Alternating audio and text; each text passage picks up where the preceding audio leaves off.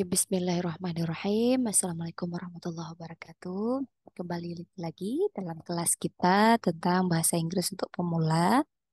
Seperti yang sudah saya jelaskan di kelas, bahwa sebelum kita memasuki kelas, saya akan menjelaskan materi yang berkaitan dengan apa yang akan kita pelajari di kelas.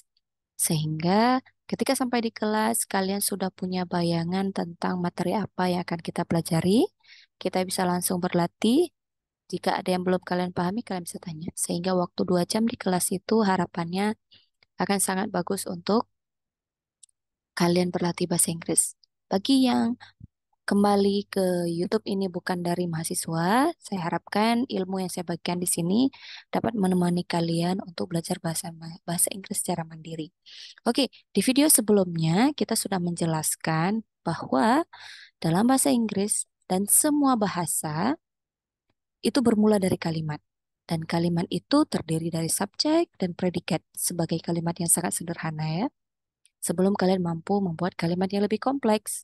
Subjek dibuat dari noun dan predikat dibuat dari verb. Sehingga kita sampai ke depan pun akan pelan-pelan mempelajari verb itu apa, noun itu apa, bagaimana menulisnya dalam kalimat, ketika dia berubah, dan lain sebagainya. Dan pertama hari ini kita akan fokus pada verb. Verb itu apa ya? Verb itu adalah kata kerja. Hmm, kata kerja. Apa itu kata kerja? Kata kerja adalah kata yang menjelaskan pekerjaan, kegiatan, duduk, makan, tidur, berpikir, menghayal. Ketika ada suatu kegiatan atau pekerjaan yang dilakukan, maka itu berarti menjelaskan kata kerja. Dan kata kerja itu ada dua. Secara, nih, secara, apa namanya? Secara dasar, dia punya dua jenis. Yaitu kata kerja yang ketika kita menyebutkannya, kita membutuhkan objek. Nih, dia butuh objek. Contoh, makan. Saya makan. Pasti kalian akan langsung nanya, ibu makan apa? Tapi kalau bilang saya tidur, gak ada kan kalian nanya, ibu tidur apa? Nah, berarti kalimat itu tidak akan lengkap kalau dia terdiri dari kata kerja yang butuh objek jika tidak ada objeknya. Contoh ya, contoh yang paling sederhana. Dan kalian semua tahu, I love you. Ini adalah satu kesatuan. Kenapa? Kalau kalimatnya berhenti di I love, kalian pasti bingung. Kamu love apa? Pasti ada pertanyaan, kamu love apa? Nah, ketika dijelaskan I love you, maka kalimat ini menjadi lengkap. Berarti love adalah kata kerja yang membutuhkan objek. Sedangkan jenis kata kerja yang tidak membutuhkan objek, contohnya ini sleep. Sleep. Hmm. Ketika saya bilang a cat sleep, seekor kucing tidur. Nih, seekor kucing tidur. Kalian pasti nggak nanya kan, kucing itu tidur apa? Paling pertanyaannya tidur di mana? Kenapa dia tidur? Nah, tapi pertanyaan-pertanyaan yang tidak ada hubungannya sama kalimat ini. Maksudnya, dalam artian a cat sleep itu adalah sudah selesai kalimatnya. Kita paham bahwa kita bisa membayangkan kalimat ini dengan utuh. Ada seekor kucing lagi tidur. Terserah dia tidur di mana, pokoknya dalam pikiran kita bisa membayangkan ada seekor kucing sedang tidur. Tapi dalam kalimat I love you, kalau kita potong di sini, I love. Kalian pasti bingung, ini dia love apa ya? Atau I eat, saya makan. Pasti bingung, ini makan apa? Kita nggak bisa bayangin dia lagi makan, tapi makan apa? Nah, gambar di kepala kita itu tidak utuh, karena kalimatnya tidak utuh.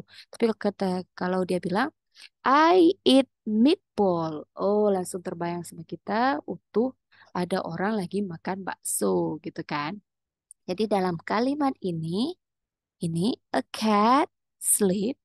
Dalam kalimat a cat sleep, maka dia tidak butuh objek. Setelah sleep tidak ada objek lagi. Ini namanya kata kerja Yang dia cukup dengan diri dia, dia tidak butuh objek. Beda, kenapa Bu perlu paham ini dulu? Karena nanti di kemudian hari kalian akan saya ajarkan makna kalimat aktif dan kalimat pasif yang itu membutuhkan objek di sana.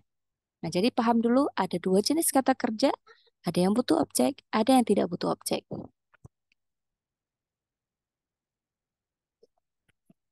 Selanjutnya, kita akan melihat dalam bagian waktu. Dalam bahasa Inggris, dalam bahasa Inggris, waktu ini contoh kita bandingkan ya dengan bahasa Indonesia. Dalam bahasa Indonesia makan ini makan, dalam bahasa Inggrisnya eat. Dalam bahasa Indonesia, kata makan itu tidak berubah seiring waktu. Coba lihat di masa lalu, sekarang, di masa akan datang. Kita hanya bilang udah makan, lagi makan, akan makan.